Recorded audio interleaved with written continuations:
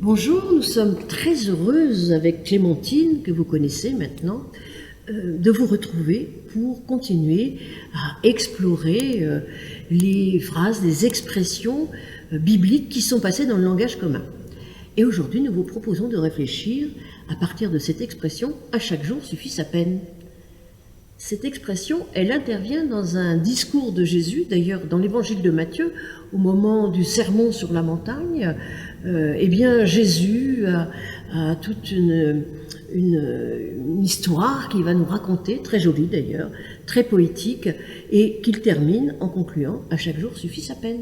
Qu'est-ce que tu penses, toi, Clémentine, de cette expression « à chaque jour suffit sa peine » ? Je pense qu'elle nous encourage vraiment à ne pas croire qu'on va pouvoir tout accomplir, tout faire, tout changer, tout seul, très vite. Oui, ça c'est certes, c'est vrai. Moi, personnellement, c'est quelque chose qui me parle bien.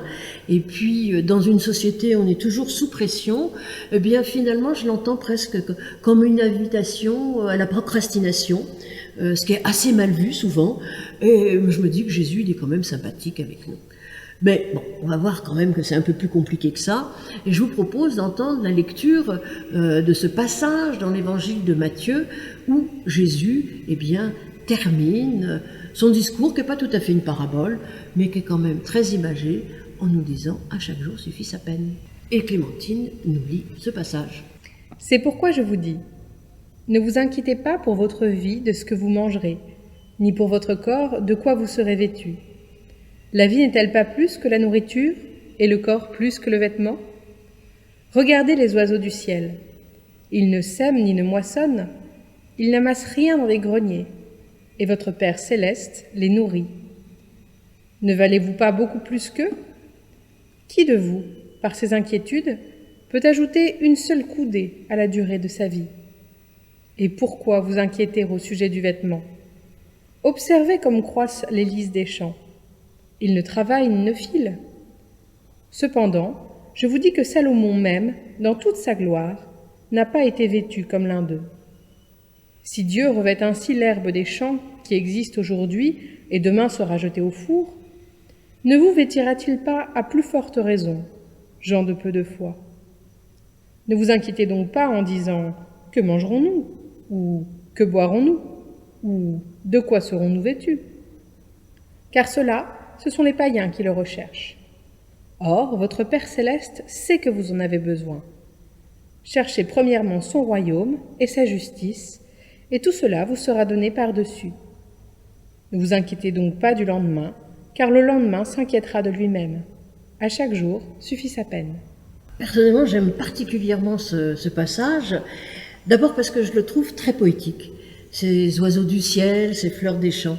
Et puis j'aime assez l'image de Jésus que ça donne, qui est une sorte de sage. D'ailleurs, la référence à Salomon, qui est le sage par excellence dans ce passage, nous invite à avoir une réflexion de sagesse et finalement nous invite aussi à la contemplation de ce qu'il y a autour de nous.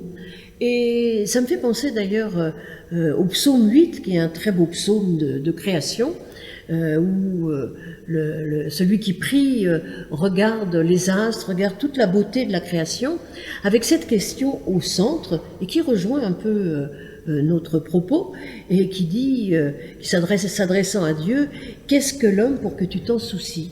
Le Fils de l'homme pour que tu prennes soin de lui ?» En fait, ça nous rappelle que Dieu prend soin de nous. Et tout à l'heure, je parlais d'invitation à la procrastination ou à l'insouciance. Peut-être, mais à mon avis, c'est un peu plus compliqué. Qu'est-ce que tu en penses ? Je pense que ça nous dit quelque chose aussi de la gratuité de l'amour de Dieu. C'est pas quelque chose qu'on va réussir à conquérir. Oui, tout à fait. Et je trouve que c'est merveilleux. Ça nous rappelle que Dieu prend soin de nous, même si nous ne le savons pas. Et que finalement, ce passage nous invite à nous décentrer et à remettre nos soucis à Dieu. Parce que Jésus nous dit pas « ne faites rien, laissez tout tomber et surtout rien ne sert à rien, allez-y, Dieu va tout faire ». Non. En fait, ce à quoi Jésus nous invite, c'est de quitter nos inquiétudes. Et j'aime cette phrase où il dit « Qui parmi vous a, par ses inquiétudes, ajouté une seule coudée à sa vie ?» Et aujourd'hui, on sait bien qu'au contraire, lorsque l'on est stressé, lorsqu'on est dans les inquiétudes extrêmes, eh bien au contraire, ça a plutôt tendance à raccourcir notre existence. Et Jésus nous invite non pas à ne rien faire, mais à cesser de nous inquiéter et à remettre à Dieu toutes ces inquiétudes et de se dire que finalement, on n'est pas dans la toute-puissance et qu'on a besoin d'un autre, on a besoin de Dieu, on a même besoin des autres qui se manifestent et de temps en temps, on peut compter sur Dieu, on peut compter sur les autres. T'es d'accord?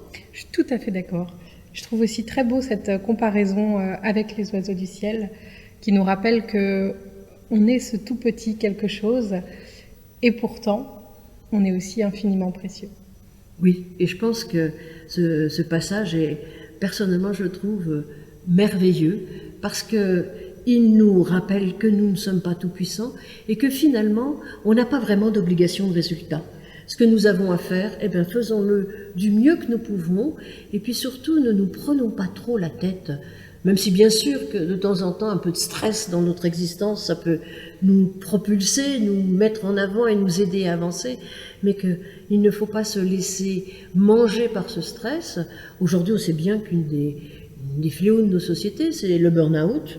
Pour de nombreuses personnes, c'est trop d'inquiétude, trop de pression. Laissons ces inquiétudes, laissons cette pression à Dieu. Oh, c'est pas simple. Non, c'est pas simple. Voilà. C'est pas simple, mais rappelons-nous que Dieu nous offre son amour, nous offre son soutien et qu'il se souvient de tous les êtres humains et qu'il prend soin de nous comme il prend soin des oiseaux du ciel et des fleurs des champs. Exactement. Voilà. Merci et à bientôt. À bientôt.